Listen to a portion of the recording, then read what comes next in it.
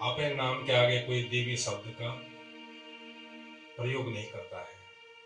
इसलिए माता और बहनों से को देवी शब्द अपने नाम के आगे लगाना चाहिए, तभी उन्हें शक्ति प्रदान होगी। नाम को भी एक शक्ति चाहिए होती है, इसलिए हमेशा जो है नाम के आगे देवी जरूर लगाएं। जो लोग देवी लगाते हैं उन्हें शक्ति मिलती है, नहीं तो व्यक्ति शक्तिहीन हो जाता है। इसलिए कभी अगर व्यक्ति के अंदर शक्तिहीन हो जाए व्यक्ति, तो दुर्गा सप्तशती में लिखा हुआ है कि या देवी सर्वभूतेषु शक्ति रूपेण संस्थिता, या देवी सर्वभूतेषु शक्ति रूपेण संस्थिता, नमस्तस्यै नमस्तस्यै नमस्तस्यै नमो नमः। या देवी सर्वभूतेषु शक्ति रूपेण संस्थिता, नमस्तस्यै नमस्तस्यै नमस्तस्यै नमो नमः। उस माँ को याद करें, और खास करके नवरात्रि पर्व पर, कि जो लोग अपने शरीर में देखते हैं कि आंखों की शक्ति खत्म हो जाती है, कानों के श्रवण करने की शक्ति खत्म हो जाती है, कई लोग बोल नहीं पाते हैं, कई लोग हार्ट की प्रॉब्लम है, ये भी शक्ति है, लीवर की प्रॉब्लम है, ये भी शक्ति है, घुटने की प्रॉब्लम है, चल नहीं सकते हैं, श्वास की प्रॉब्लम है, तो ये सब शक्ति विहीन हो जाता है इंसान। इसलिए उस शक्ति माँ की उपासना करें और इस मंत्र का याद करें। या देवी सर्वभूतेषु शक्ति रूपेण संस्थिता, नमस्तस्यै नमस्तस्यै नमस्तस्यै नमो नमः। इस प्रकार से माँ भगवती की उपासना करें, उसे शक्ति प्राप्त होती है। नाम को भी शक्ति मिलती है,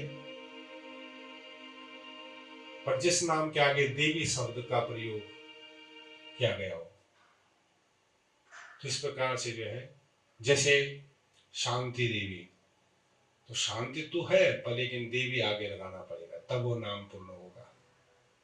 जैसे कि अब आरती देवी है, तो आरती जब वो देवी शब्द का प्रयोग करेगी तब उसको जो है वो शक्ति प्रदान होगी। इसलिए पुरुषों को श्रीमान शब्द से संबोधित करते थे पहले, इसलिए लोग श्रीमान थे। अब श्रीमान नहीं है व्यक्ति, पैसे वाले तो हैं पर लेकिन श्री नहीं लगाते आगे, इसलिए जो है श्री लगाना बहुत जरूरी है। अगर आपका मन अशांत हो गया है, मन कहीं लगता नहीं है, तो क्या करें?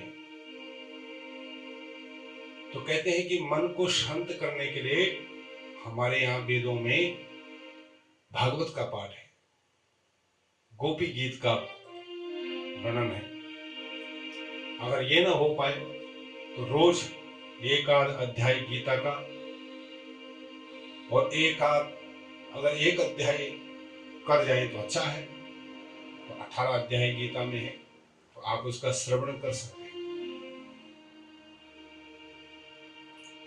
तो मन अगर आपका शांत नहीं है, तो आप श्रीमद् महाभारत का पाठ करें, इससे मन शांत होते हैं, शांति होती है मन में, और हमारे पितरों की भी शांति होती है गीता पाठ से। सबसे पहले है अपना मन। व्यक्ति का अपना मन अगर शांत है तो सब कुछ उसे प्राप्त हो जाता है इस लोक में।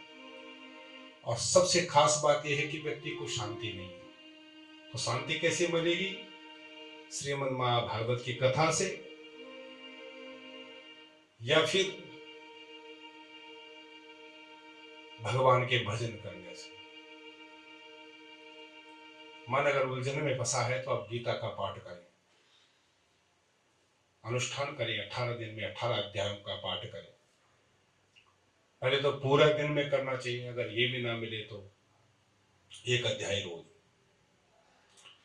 तो इसलिए श्रीमद् महाभारत के पाठ से मन शांत हो जाता है, निर्मल हो जाता है। निर्मल मन जन सोमयि पावा, मोह कपट छल छिद्र न भावा। इसलिए जो है आप जो है श्रीमद् महाभारत का गीता का पाठ करें। नंबर तीसरा है, अगर आपको प्रतिष्ठा पानी है काम में, किसी भी कारोबार को करना है, तो आप जो है ये तो सुंदरकांड का पाठ करें, या तो फिर पूरा रामचरित मानस का अखंड पाठ करवाएं, तो इससे आपको जो है पद और प्रतिष्ठा की प्राप्ति होगी। नंबर 4 है, परिवार में कलह होने पर, अगर आपके परिवार में घर में कलह होता है, कलेश होता है, कोई आपकी बातों को नहीं सुन रहा है, कोई मुकदमा है आपके ऊपर, या जमीन की प्रॉब्लम है, या संतान की कोई प्रॉब्लम है, किसी भी चीज की प्रॉब्लम हो,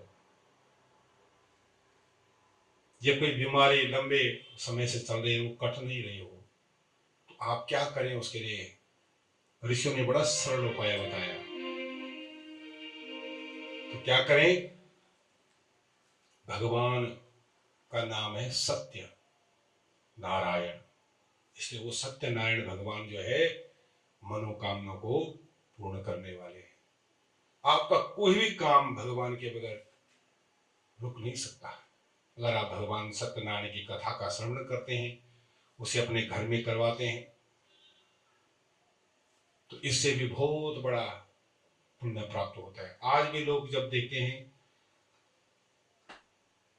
भारतवर्ष में, जब लड़की का विवाह होता है तो भी सत्यनारायण भगवान की कथा करवाते हैं, गृह प्रवेश करते हैं तो भी भगवान सत्यनारायण की कथा करते हैं, और इसमें कुछ भी ज्यादा खर्चा नहीं है।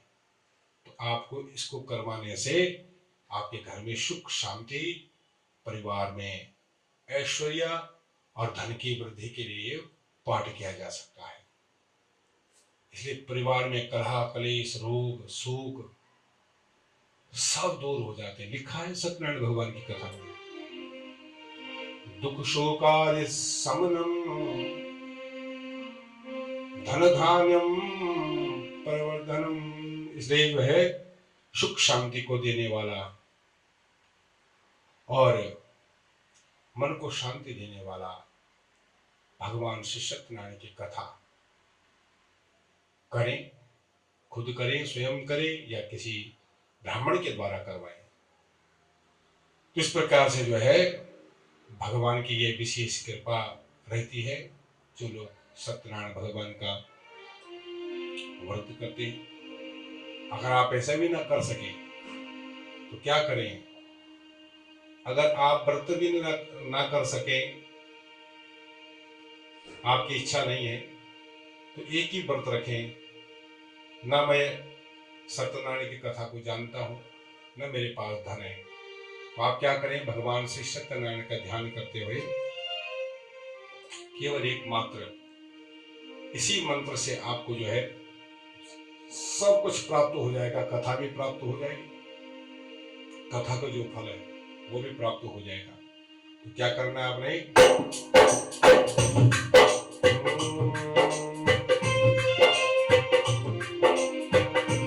श्रीमन्नारायण नारायण नारायण, श्रीमन्नारायण नारायण नारायण, बद्री नारायण नारायण नारायण, बद्री नारायण नारायण नारायण, श्रीमन्नारायण नारायण नारायण, श्रीमन्नारायण नारायण नारायण, भजमन नारायण नारायण नारायण, श्रीमन्नारायण नारायण नारायण, लक्ष्मी नारायण नारायण नारायण, श्रीमन्नारायण नारायण नारायण।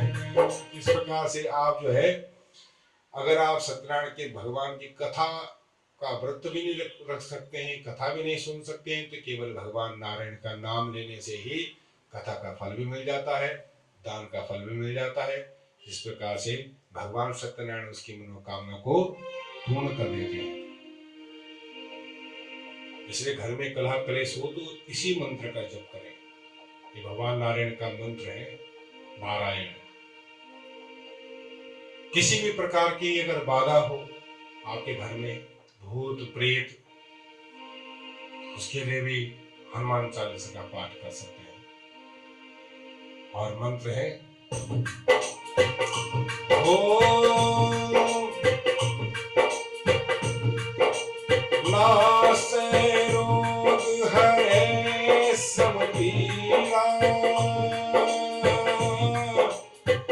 जपत निरंतर हनुमत वीरा, राम सिया राम सिया राम जय जय राम, राम सिया राम सिया राम जय जय राम, श्री राम जय राम जय जय राम, श्री राम जय राम जय जय राम, श्री राम जय राम जय जय राम, श्री राम जय राम जय जय राम, श्री राम जय राम जय जय राम, श्री राम जय राम जय जय राम।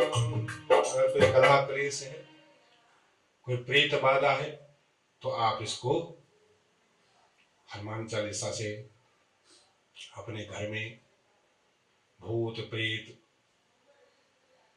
रोग, कलह क्लेश, इस प्रकार से बजरंग बाण का पाठ करने से भूत प्रेत विघ्न बाधाएं सब नाश हो जाती है। अगर हो सके आपके पास नौकरी ठीक नहीं है, हो सके आपके पास नौकरी तो है पर उसमें पैसा नहीं है, कई लोग हैं कि नौकरी बहुत अच्छी है पर लेकिन उसमें पैसा नहीं है, या आपके जीवन में कोई पैसा, कोई धन की प्रॉब्लम आ रही है, तो आपने क्या करना है, एक हमारे शास्त्रों में शंकराचार्य जी ने एक स्तोत्र का निर्माण करवाया, उसका नाम है कनक धारा स्तोत्र। आप इसका पाठ कर सकते हैं।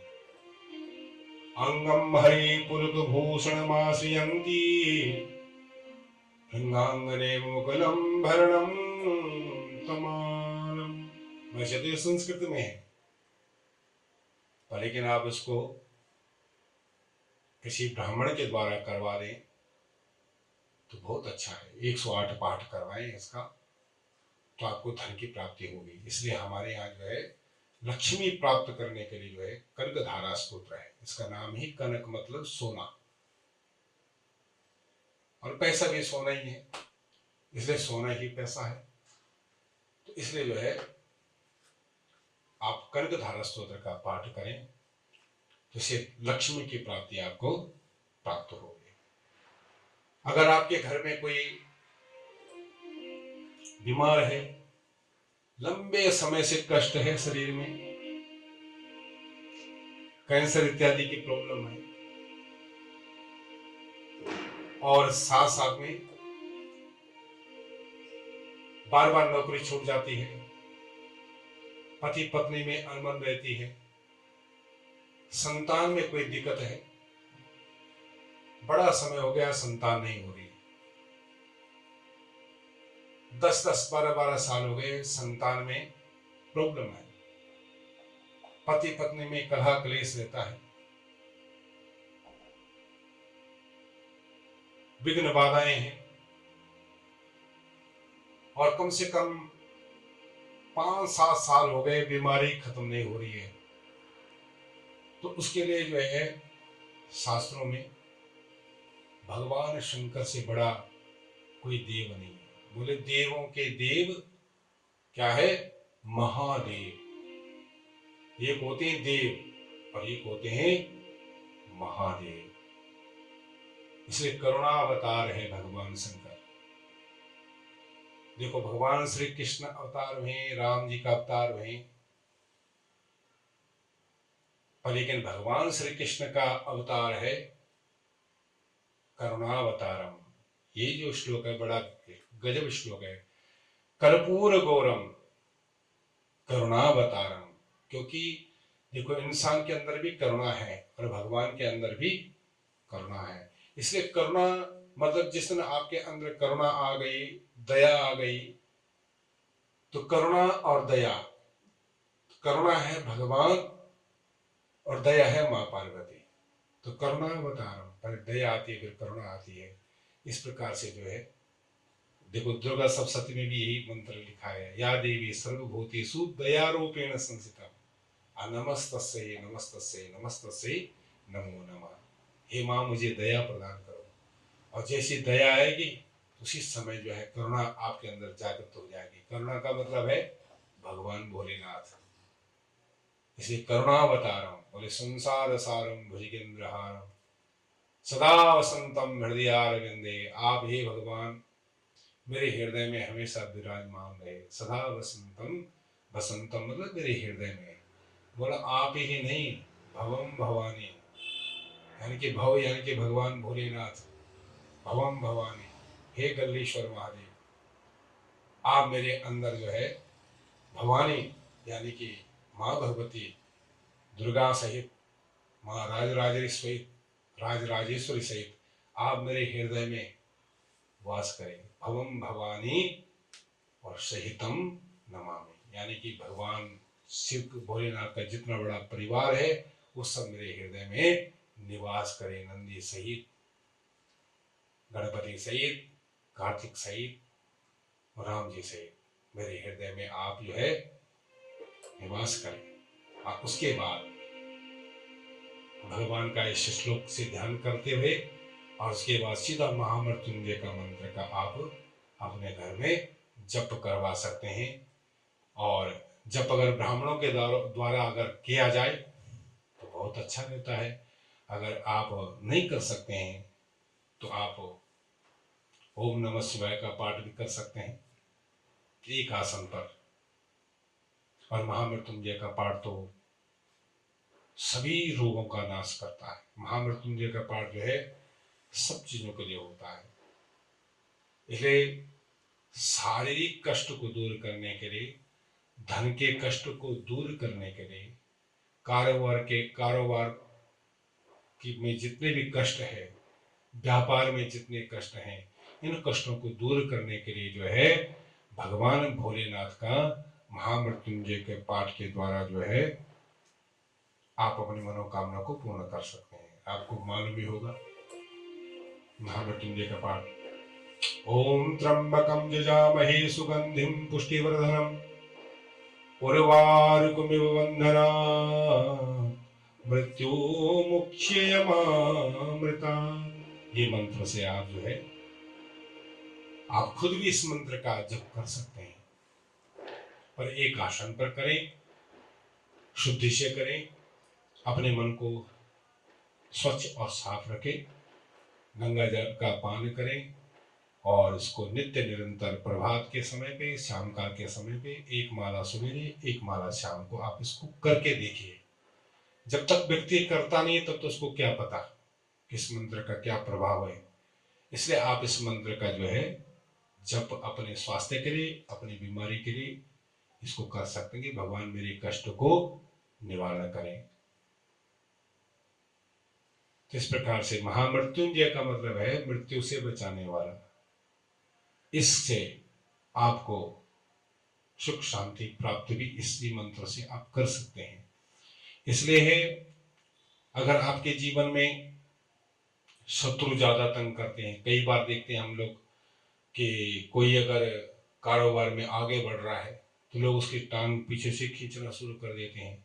आगे वालों से भी भय रहता है और पीछे वालों से भी भय रहता है। इसलिए जो है कई बार देखा होगा आपने, कई लोग बहुत मेहनती होते हैं, उन्हें सफलता नहीं मिलती है। कई लोग जो है धन कमाते तो हैं पर खर्चा अधिक हो जाता है। कई बार आप देखते हैं कि शरीर भी ठीक ठाक है, घर में भी स्थिति ठीक है, पर नौकरी ये नहीं है, नौकरी प्राप्त उसे नहीं हो रही है।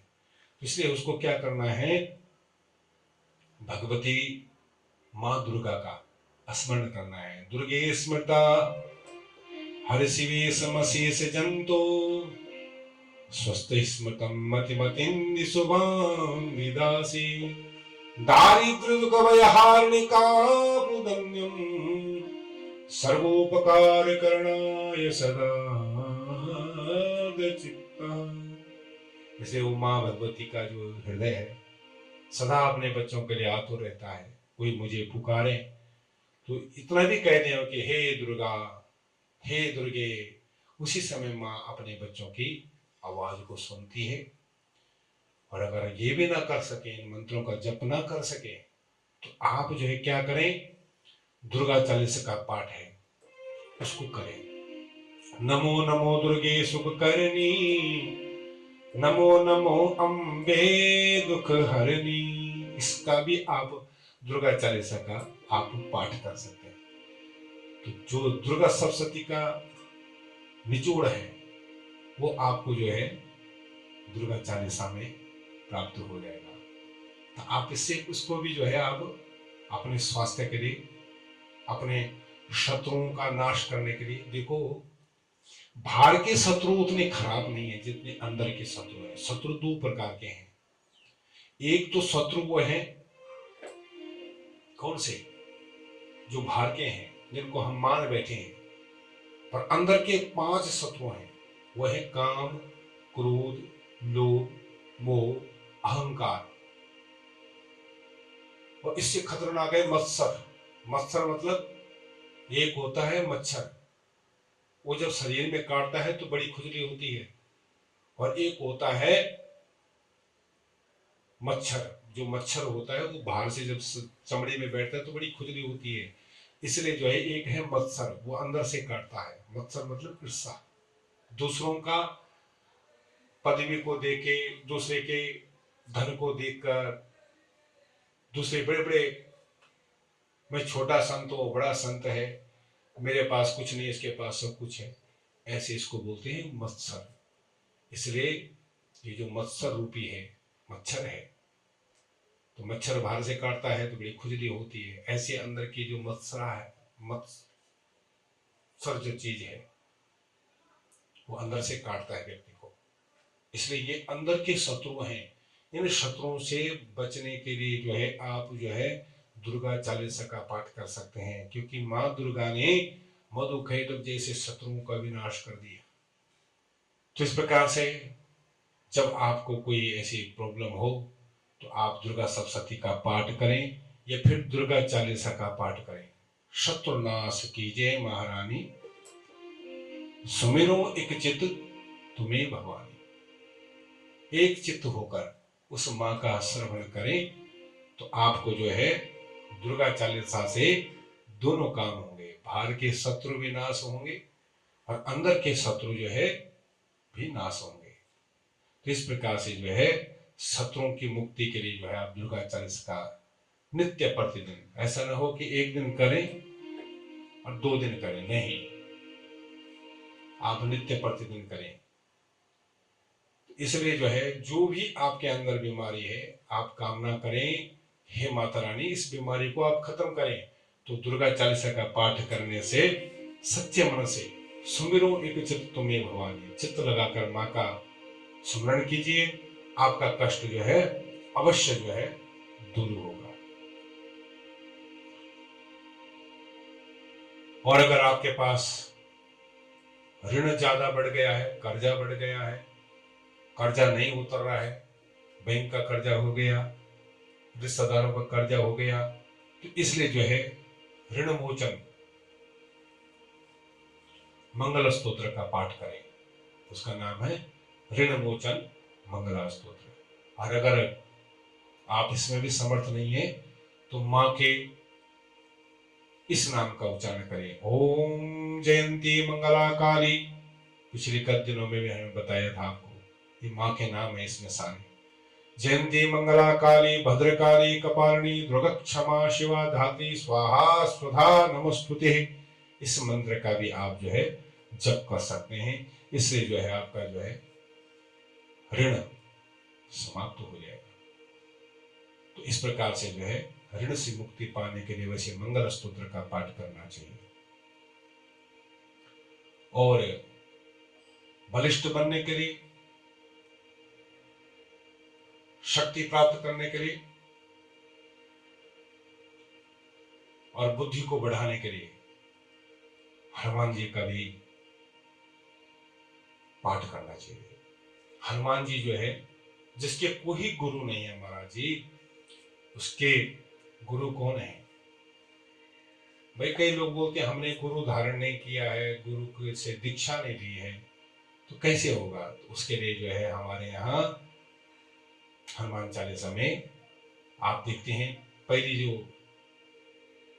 दुआ है, श्री गुरु चरण सरोज रज निज मन मुकुर सुधार, बरनहु रघुबर विमल जसु जो दायक फल चार। तो आपके गुरु जी कौन है? हनुमान जी को गुरु मानिए।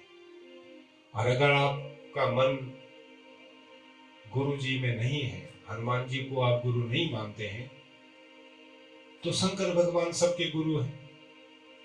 बंधे बोधमयम नित्यम, हाँ, गुरु शंकर रूपिण, भगवान शंकर ही सबके गुरु हैं। और आपके गुरु, आपका मन कभी कभी कई लोग होते हैं वो हनुमान जी को भी नहीं मानते हैं।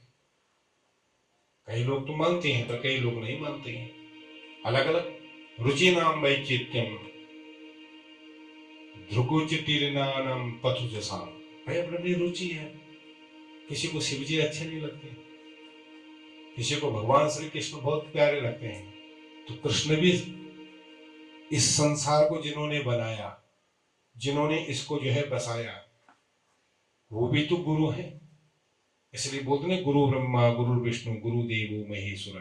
किसी के गुरु नहीं तो ब्रह्मा जी सबके गुरु हैं, विष्णु सबके गुरु हैं, भगवान शंकर सबके गुरु हैं। अगर इसमें भी मन ना लगे तो फिर हमारे भगवान बाल कृष्ण कहते हैं, बाल कृष्ण ही सबके गुरु हैं। वसुदेव सुतम देवम, हाँ, कंस चारूण मर्धनम, देवकी परमानंदम, देवकी के पुत्र हैं, देवकी परमानंदम, कृष्णं वंदे जगत गुरु। तो सबसे बड़ा गुरु कौन है? जगत गुरु भगवान श्री कृष्ण। उनको गुरु मान लो। अर्जुन ने गुरु धारण किया, भगवान श्री कृष्ण को अपना गुरु माना, तो सारा ज्ञान भगवान ने अर्जुन को दे दिया। इसी प्रकार से किसी के गुरु ना हो तो भगवान श्री कृष्ण को अपना गुरु माने। और स्पष्ट है तो कृष्णम वंदे जगत गुरु, इस जगत के जो जगत गुरु हैं वो भगवान श्री कृष्ण है।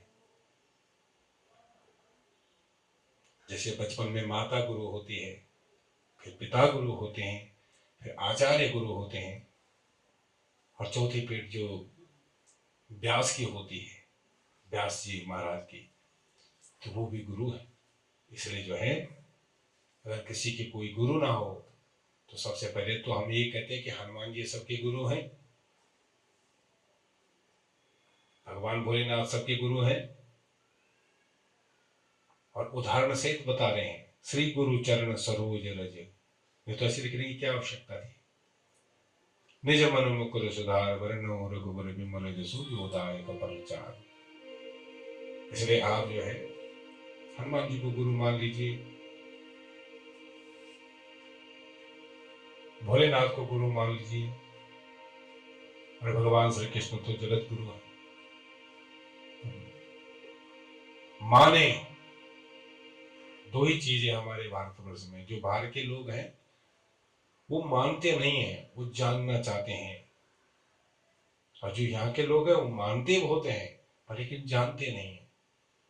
इसलिए बहुत लोग हैं जो इस श्लोक को भी गाते हैं, कर्पूर गौरम करुणावतारम संसार सारम भुजगेंद्रहारम सदा वसंतम हृदयारविंदे भवम भवानी सहितम नमामि। बोलते तो हैं पर उन्हें अर्थ जो है उनका उन्हें पता नहीं लगता, ये अर्थ क्या बोल रहा है, ये मंत्र क्या बोल रहा है। और बाद में ये भी कहते हैं भगवान को, क्योंकि भगवान ही सबके, वैसे देखा जाए तो हर जो हमारा ये नाता है संसार का, ये स्वार्थी जितने भी नाते हैं हमारे, ये सब भगवान के ही बारे में तो बताते हैं। भगवान कहते कोई ना कोई नाता मुझसे रख ले। तो बाद में जब कर्पूर गौरम करुणावतारम, करुणावतार दया के अवतार है भगवान शंकर। तो अगर इस श्लोक के बाद अगर देखा जाए तो हम आरती के बाद बोलते हैं तुम्हें माता। भगवान सबसे पहले क्या है? माँ है।